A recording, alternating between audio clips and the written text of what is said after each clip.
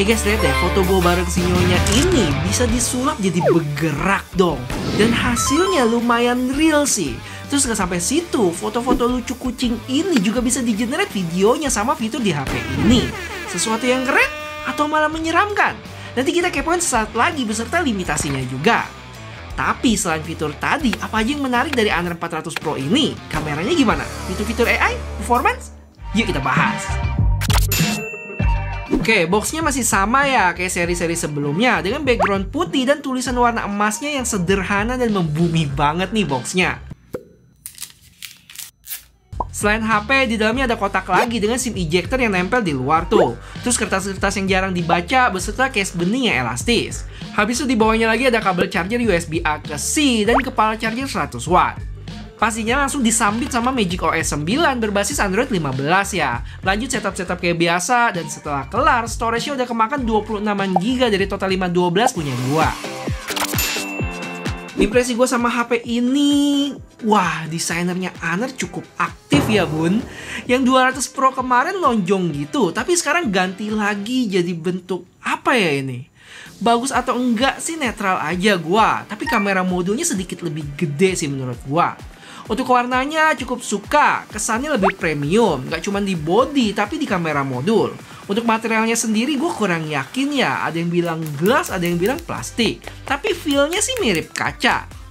Kalau finishingnya dari matte gitu, jadi minim sidik jari. Sedangkan frame-nya karena nggak ada garis antena, bisa dipastiin dari plastik. Terus kalau dilihat di sebelah kanan HP ini ada volume dan power button, di kiri kosong, terus di atas ada mic, AR blaster, lubang speaker, dan di bawahnya ada lubang speaker lagi, port Type-C, mic, dan dual SIM slot card yang nggak bisa tambah memori. Terus lanjut kita ke bagian depan yang punya layar dengan ukuran 6,7 inch dengan bezel yang tipis ya. Untuk dagunya hampir mirip sih dengan bagian samping, paling di sudut-sudutnya baru kelihatan lebih tebalan dikit. Habis itu layarnya ada sedikit melengkung, tapi tipis aja menurut gua. Jadi para gamers pecinta layar flat masih bisa mentolerir kan? Untuk feel genggam termasuk nyaman ya, karena banyak lengkungannya, nggak cuma di layar, tapi di bagian belakang. Plus, frame-nya juga ada sedikit lengkungan sih, yang punya tebal di 8,1 mili dengan berat 205 gram. Kalau dibandingin sama pendahulunya, Honor 200 Pro yang sempat gua review kemarin, HP ini berasa lebih premium. Tapi gue masih nggak bisa lupain kesaktian kamera Honor 200 Pro pas foto portrait si bocil. Kalian bisa cek videonya deh. Terus gimana dengan kamera HP ini? Sabar ya, sekarang kita lanjut ke spesifikasi. Nah, kita mulai dari layar yang punya ukuran 6,7 inch AMOLED yang pakai chipset flagship tahun lalu, Snapdragon 8 Gen 3 dengan skor Antutu nggak terlalu gede sih di 1,8 juta. Tapi kalau dipakai buat ngegame, hasilnya tetap maksimal loh. Gue sempet tes kayak biasa Genshin Impact HS 60 fps. Selama 15 menitan, main dapat FPS rata-rata hampir sempurna di 59,7. Untuk baterainya berkurang 7% yang tergolong wajar nih, dengan suhu yang aman juga di sekitar 42an derajat. Lanjut buat baterai yang kayaknya bakal dijadiin standar HP Android zaman now nih, yaitu 6000 mAh yang pakai silicon battery. Terus dikasih kepala charger 100 watt dan bisa wireless charging 50. Buat kamera utamanya 200 megapiksel, terus ada lensa telefoto di 50 megapiksel, ultrawide 12 megapiksel, dan terakhir kamera depan 50 megapiksel. Dan kalau kalian lihat di depannya kayak ada dua lensa ya. Satu lagi itu koreksi kalau salah, lensa depth 2 megapiksel. Terus yang menarik di sini fitur-fitur AI-nya yang pas gue cobain hasilnya sih nggak main-main. Nanti kita bawa keluar HP ini buat tunjukin ya. Untuk spek lainnya, HP ini udah HP 5G, support eSIM, stereo speaker, IP68 dan IP69, dan lain sebagainya. Dengan haptic feedback yang udah level flagship lah ya, getarannya solid gitu. Terakhir, Honor 400 Pro ini juga punya versi regulernya, yang kalau gua bandingin cukup berasa sih bedanya. Untuk layar yang versi reguler lebih imut di 6,55 inch, terus pakai chipset Snapdragon 7 Gen 3. Untuk baterainya punya kapasitas sama 6000 mAh, cuma charging lebih cepat di Pro, dan versi reguler nggak ada wireless charging tuh. Habis itu buat kamera hampir mirip, kecuali tambahan di lensa telefoto tadi di Pro versionnya. Lensa utama 200 megapikselnya juga ada kok di 400 regular. Terakhir buat IP rating lebih rendah ya di IP66. Kayaknya udah sih itu aja. Kalau ada yang kelewat boleh tolong tambahin di komen. Oke guys, sekarang kita mau bawa HP ini keluar. Yang mana untuk resolusi kamera depannya dia bisa mentok sampai 4K 30 fps ya. Dan kamera belakangnya 4K 60. Dan saat recording gini bisa langsung pindah lensa loh. Lihat. Tada! Terus HP ini punya fitur AI Zoom, dimana kalau kita zoom di atas 15 kali bakal aktif dan ada icon kecil AI di sana.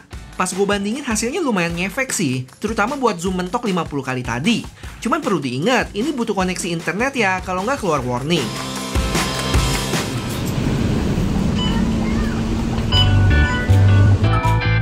Lanjut, salah satu fitur favorit gue di Honor 200 Pro kemarin yaitu hardcore. Ada di sini juga. Ada vibrant, color, sama terakhir favorit gue, klasiknya si juara. Terus ini dia untuk video ultrawide yang hasilnya cukup baik ya di kondisi daylight gini. Saturasinya agak sedikit tinggi, tapi masih aman sih, nggak terlalu menor. Kalau untuk videonya dia bisa zoom sampai 10 kali ya guys ternyata. Yang hasilnya masih bagus, bukan tipe yang dipaksain bisa zoom sampai jauh banget. Dan buat fotonya gue suka sih, selfie 50 megapikselnya punya detail yang lumayan tajam. Dynamic range juga oke, sedangkan kamera belakangnya juga mantap.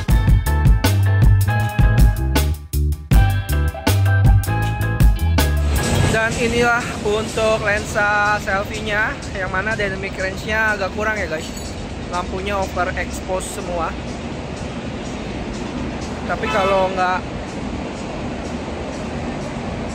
overexpose, ya oke aja.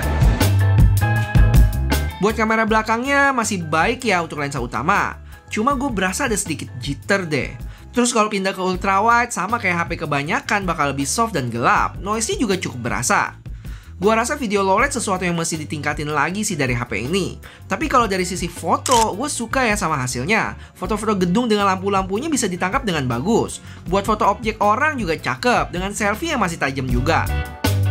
Betul guys, kalau kalian suka sama video-video di channel ini, jangan lupa bantuin gue buat like video ini ya, bakal berarti banget. Thank you.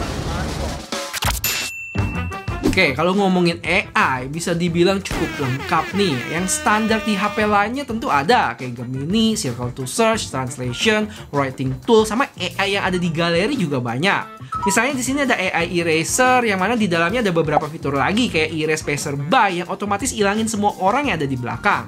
Terus ada Remove Reflection, bakal ilangin pantulan dari kaca. Habis itu ada AI Upscale buat tingkatin resolusi foto, AI Cutout buat pisahin objek dengan background, sama AI Outpainting kalau mau punya foto yang dibikin lebih luas lagi.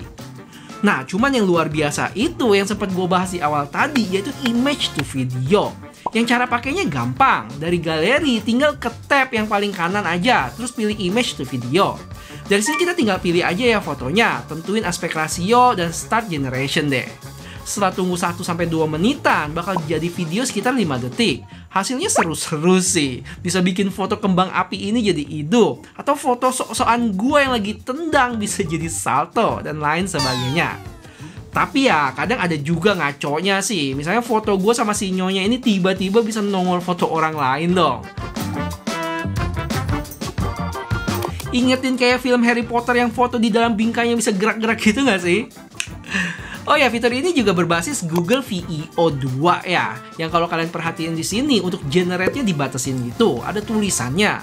Cuman sampai kapan gue kurang tahu sih. Sepertinya tergantung kesepakatan Honor sama Google. Ini hampir mirip sih kayak Samsung dengan Galaxy AI-nya. Terus karena ini berbasis Google, jadi kita butuh koneksi internet buat jalanin fitur tadi. Dan setelah gue kepoin fitur-fitur AI ini, ternyata ada di varian regulernya Honor 400 loh. Nanti kalau ada kesempatan, gue bakal cobain juga ya. Cukup penasaran kalau dibikin sehari bersama bakal menarik atau enggak dengan segudang fitur AI tadi. Kasih tahu di komen ya kalau pada tertarik dan apa aja yang mesti gue tes. Oh ya, satu lagi fitur yang sebenarnya bisa dibilang baru, yaitu AI Deepfake Detection. Intinya kalau kita lagi video call sama orang yang diduga AI, biasanya buat penipuan, nanti HP-nya bisa kasih warning. Jujur gue nggak tahu gimana cara cobainnya sih, jadi belum sempet buktiin. HP ini punya 3 warna ya, ada Lunar Grey yang gue pakai ini, Tidal Blue sama Midnight Black. Untuk variannya cuma ada satu, 12 plus 512, seharga 899 Singapura dolar. Atau kalau dirupiahin 11,4 juta. Yang bisa dibilang cukup tinggi ya, walaupun dapat gift-gift gitu yang katanya senilai 3,6 juta. Mungkin ini kali ya yang bikin anak Indonesia belum pede buat keluarin 400 Pro. Karena pasti dimendang-mendingin nih, apalagi brandnya terbilang baru juga. Dan sebagai info, kalau kalian kepoin IG Honor Indonesia, mereka udah mulai spill tuh HP baru yang mau di launching, yaitu Honor 400 regular dan 400 Lite. Nggak ada Pro version. BTW 400 Lite-nya gue udah sempat bikin videonya sih yang ada di sini, kalian bisa cus ke sana. Dan kalau kepoin harga Honor 400 regular di Singapura, bisa dibilang termasuk tinggi juga di 600 Singapura dolar, atau kalau dirupiahin 7,6 juta, dengan berbagai hadiah juga senilai 2,6 jutaan. Ya, semoga masuk Indonesia bisa lebih murah dari itu ya. Mungkin di 6 jutaan biar bisa saingan sama mid-range-nya Samsung atau Vivo. Setuju nggak?